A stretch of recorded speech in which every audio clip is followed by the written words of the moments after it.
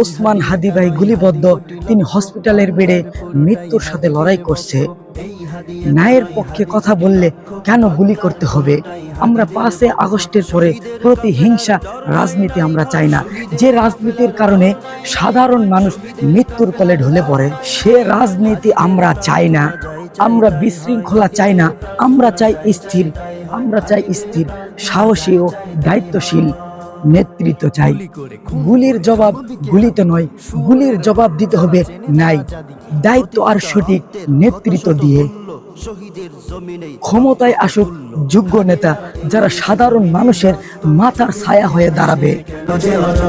হাদিরা atom বোমা আগামীর বক্ষী, হাদিরা atom বোমা আগামীর বক্ষী, হাদিরা এটম বোমা আগামীর বক্ষী। সাহসের মঞ্জিল সুশীতল লক্ষ্মী, সাহসের মঞ্জিল সুশীতল লক্ষ্মী, সাহসের মঞ্জিল সুশীতল লক্ষ্মী।